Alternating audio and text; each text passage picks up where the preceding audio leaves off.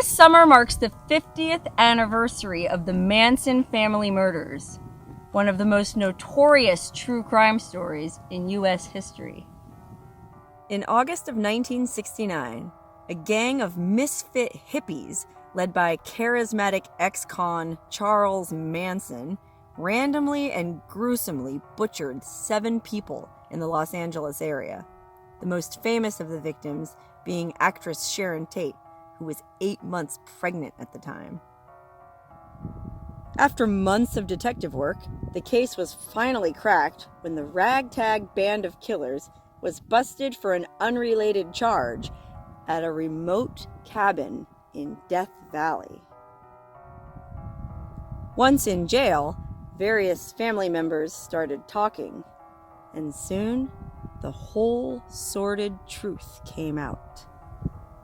The killers were charged, tried, and convicted in 1971, and spent, or are spending, the rest of their lives in prison. Charles Manson himself died a couple of years ago, but that didn't end the grisly fascination with this terrible story. No fewer than 4 movies about the case are scheduled for release this year, and that's in addition to all the other movies, TV shows, songs, and books that have been written about the murders and the family over the past 50 years. Why the fascination? I think part of it is the fact that most of the killers were young, middle-class girls. And from what I've read, for a lot of their time together, the Manson family lived in peace, taking acid and making music, and generally just living the hippie commune lifestyle. It was only toward the end that things got violent. The fascination for me personally regards Death Valley. Prior to being apprehended, the Manson family spent a lot of time in Death Valley. As a desert lover, it really creeps me out to know the stuff that went down in some of these beautiful, peaceful canyons. How can a place like this attract people with such totally different intentions? I'm Wonderhussy, and I'm back in Death Valley again, this time to explore the secret spots and hideouts of Charles Manson and the Manson family.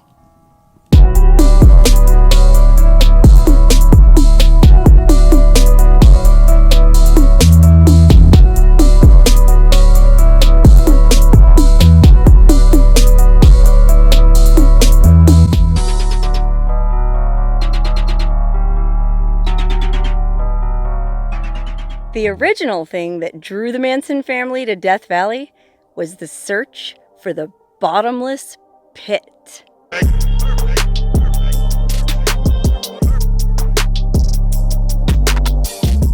Around the time the Beatles released the White Album in 1968, Charles Manson started formulating a bizarre, apocalyptic worldview in which a great race war was about to commence between the blacks and the whites, decimating the global population.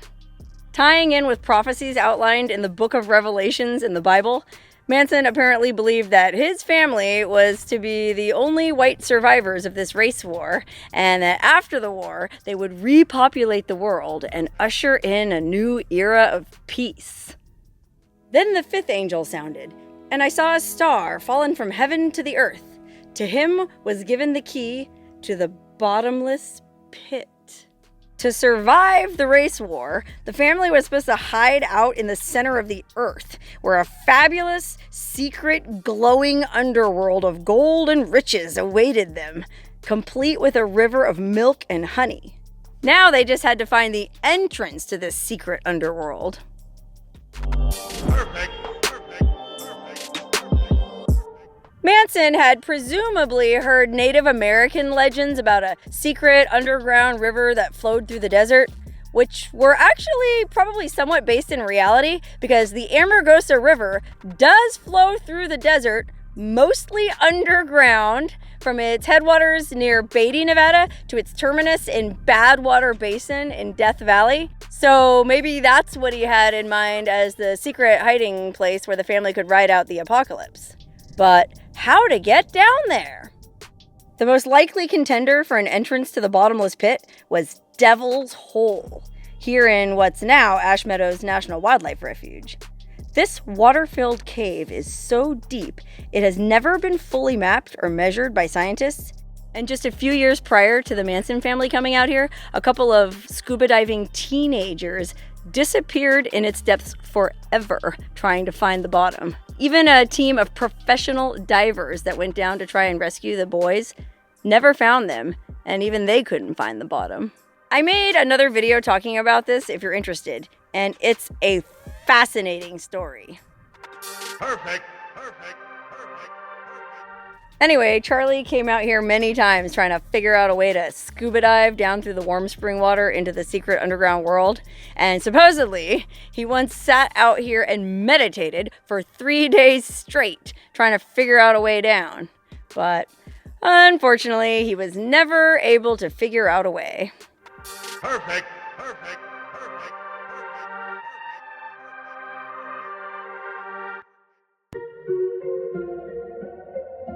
In order to better facilitate his searches for the entrance to the bottomless pit, Manson wanted a desert base camp where he could be closer to the action. And fortuitously, one of the Manson girls' grandparents owned a vacation cabin way up in the remote Panamint Mountains just southeast of Death Valley National Park, or National Monument as it was then called. This is the Myers Ranch.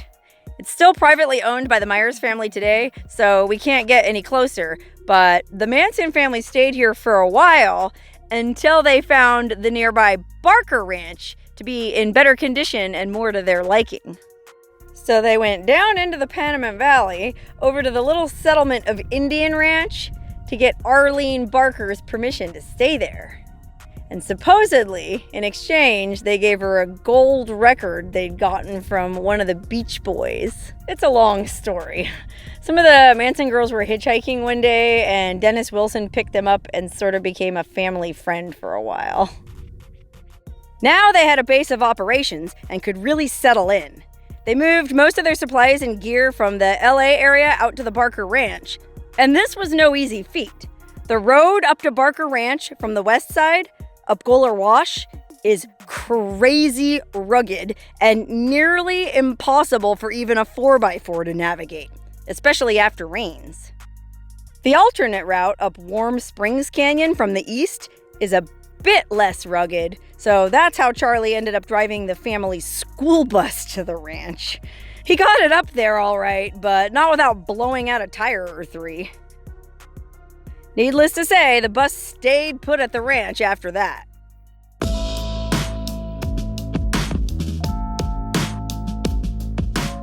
Now that they had a base, they could get back to looking for that entrance to the bottomless pit. Another contender was the source pool here at Saline Valley Warm Springs. These warm springs bubble up from the desert in an ultra-remote part of Death Valley, and are still to this day frequented by hippies, nudists, and colorful desert characters. But most of them just come here to soak, relax, and camp out, not to scuba dive. Manson and his family thought the source pool of the Saline Springs, where all the various pools originate from, might be the entrance to the bottomless pit. So supposedly they tried to dive down into them as far as they could go. I don't think any of them had scuba gear or scuba training, though, so I guess they were just free diving and probably didn't get very deep. Anyway, they obviously never found an entrance to the bottomless pit here, or things would have turned out way differently.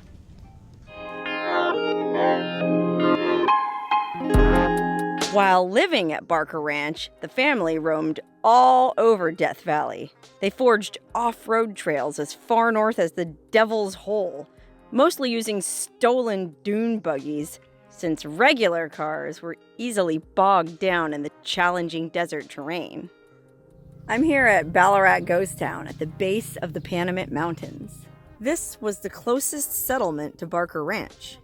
Back then, it wasn't quite as deserted, and there was a cafe and a store. Nowadays, there isn't much left. Other than this old Dodge Power Wagon that, depending on who you talk to, either belonged to Charles Manson, his lieutenant Tex Watson, or fellow family member and convicted murderer Bobby Beausoleil.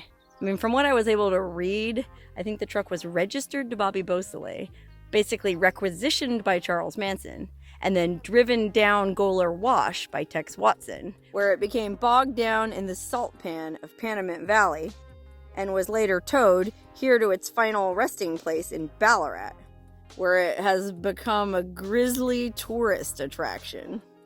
And if you look inside at the ceiling, you can see these stars that were supposedly painted on by various Manson family girls. I say supposedly because some of the Manson lore here in Ballarat is kinda suspect. Take the graffiti in this jail, for instance. Manson supposedly carved his name up here above the door. You can see it right here. Well, if you ask me, this building doesn't look old enough to have been here 50 years ago, and I'm inclined to think it's just a way to get tourists to Ballarat. But what do I know? Maybe it is authentic. Even back then, Ballarat barely qualified as a real settlement. So when the family needed to buy supplies, they either had to go all the way to Los Angeles to the west or Las Vegas to the east. A 4-hour drive either way. A slightly closer option was the tiny town of Shoshone. Not much bigger than Ballarat, but it had a market where they could get groceries and zuzus. That's what they called candy. Apparently they all had a really hardcore sweet tooth and ate a lot of candy. In fact, I heard a story from a guy who used to talk to Charles Manson on the phone all the time from prison. And supposedly, Charlie said he used to go into this market here and buy Tootsie Rolls and then lay one on top of each of the graves in the cemetery here, take acid, and then when the spirits rose from the graves to eat the candy, or when the acid took effect, he would dance all night long with the Indian ghosts. Ooh. Another item of business was panhandling for spare change outside the Crowbar here in Shoshone. Nowadays, it's a cafe, mostly serving tourists on their way to Death Valley. But back then, I guess it was a pretty busy small-town diner, and presumably the family was able to make some money.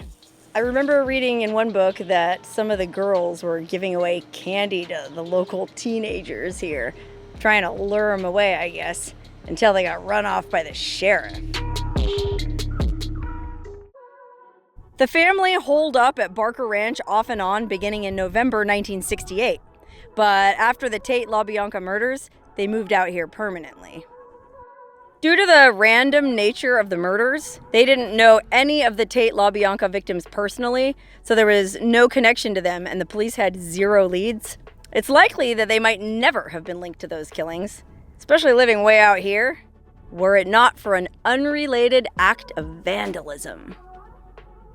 In October of 1969, 2 months after the Tate LaBianca murders, Death Valley Park Rangers discovered that someone had attempted to burn down a brand new Michigan loader bulldozer in a very remote section of the park, out near the racetrack playa, where those rocks leave tracks in the dirt that makes it look like they're moving.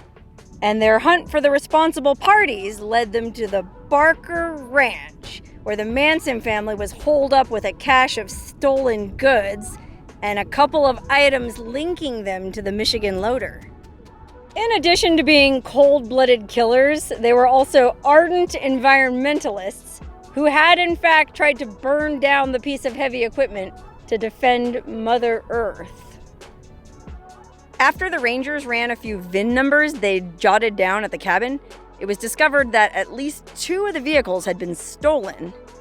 And this gave them enough reason to stage a pre-dawn raid the following day, netting more than a dozen family members, mostly girls, among them soon-to-be infamous murderers Susan Atkins, Patricia Krenwinkel, and Leslie Van Houten.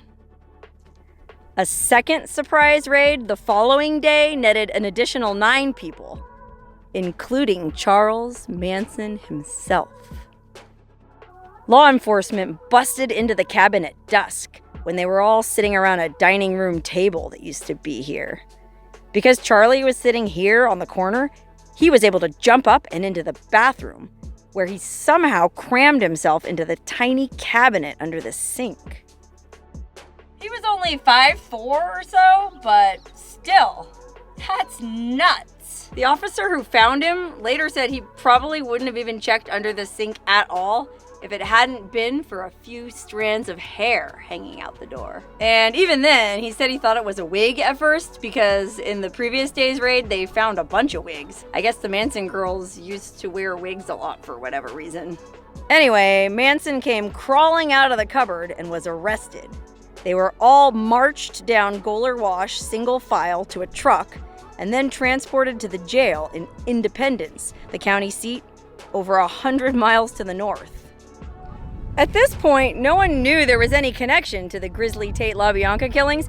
They just thought they'd busted a gang of car thieves. But once in jail, it didn't take long for various family members to start talking, and before you know it, the whole story came out. Meanwhile, just before the raid, a couple of family members had broken away from the group and escaped, including Charlie's one-time right-hand man, Paul Watkins, who took up with a local prospector and moved out here to Shoshone, where they lived in one of these old cave dwellings. These cave homes had been used by talc miners for decades, and they probably weren't too uncomfortable. I mean, some of them are downright nice, with windows and doors and everything. Paul Watkins ended up turning state's evidence and testifying against the others at the trial. And he ended up living out the rest of his days in this area, playing music and prospecting and raising a family.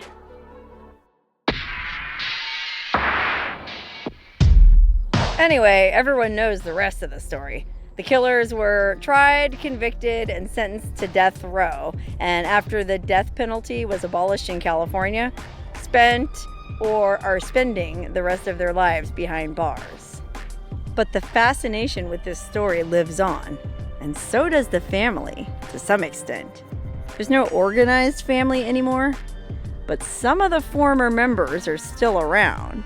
And in fact, at least one ex-Manson girl lived here in Trona until very recently. So next time you're cruising around Death Valley, enjoying the wildflowers and the beautiful natural scenery, remember, there's all kinds of people out here in the desert. Most are wonderful with good intentions, but you never know who else might be hiding out in these remote canyons.